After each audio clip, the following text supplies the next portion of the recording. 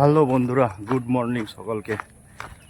আজকেও আবার সকাল সকাল আমি চলে আসলাম মর্নিং ওয়াক করতে। মর্নিং ওয়াক লাগে, মর্নিং ওয়াক করতে শরীর সুস্থ থাকে। তারাও আসবেন মর্নিং ওয়াক করতে, তাহলে সকাল সকাল দেখা হবে, একসঙ্গে হাঁটতে পারবো।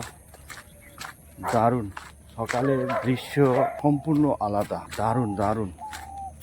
হাঁটতেও ভালো লাগে, মনটা ফুর্তি থাকে একদম। দেখুন কুকুর একটা এসছে, বিশাল বড় কুকুর, দেখতেই পাচ্ছেন। কি সুন্দর দৃশ্য, মাঠ চারিদিকে সবুজ আর সবুজ, পুরো মাঠটা সবুজে সবুজে ঘেরা। আপনারা দেখতেই পাচ্ছেন চারিদিকে মাঠ সবুজ, গাছপালা দিয়ে ঘেরা।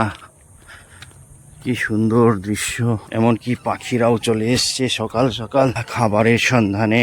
আমরাও এসছি সকাল সকাল শরীরের খাবার খেতে, মাঠের চারিপাশে করার জন্য। কি সুন্দর লাগে, সূর্য উঠছে, এই সূর্য উঠছে একটু পরেই প্রচন্ড রোদ হবে আজকেও মনে হচ্ছে, দেখা যাচ্ছে রোদ্রের তেজ বাড়বে। কি দারুণ দৃশ্য, দৃশ্যটা মনোরম প্রকৃতির। এটা হচ্ছে রেস্ট রুম, এটা হচ্ছে বসার জায়গা, সুন্দর করে বানিয়ে রেখেছে। এই মাঠে শ্রাবণী মেলা হয়েছিল কদিন আগে। মাঠের অবস্থা খুব খারাপ, কাদামাটি হয়ে আছে, একটু বৃষ্টি হলে অবস্থা খারাপ। আজকে আমি আপনাদের কুল দেখাচ্ছি। এই দেখো কুল আছে এখনো অনেকগুলো, বড় বড় সাইজের কুল। মাঠের পাশে প্রচুর গাছ লাগানো হয়, দেখুন এই গাছগুলো উঠে গেছে, এদের গরুরা এসে আক্রমণ করে, বাড়তে দেয় না। এখানে কেয়ারটেকার আছে বলেই কেয়ারটেকার মাঝে মাঝে এসে দেখে গাছগুলোকে, গাছগুলো বড় হচ্ছে, যত্ন করছে।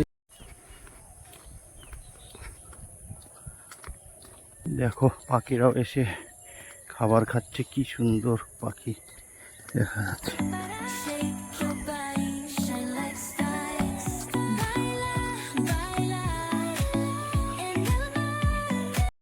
এই দেখো হাঁটার সাইডে সাইডে গাছগুলো বড় হচ্ছে, কি সুন্দর। এইগুলো বড় হলে আমাদের হাঁটতে খুবই সুবিধা হবে।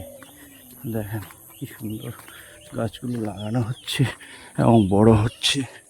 এইভাবে যদি বাঁশের বেড়া না লাগানো যায় তাহলে গরুগুলো নষ্ট করে দেয়।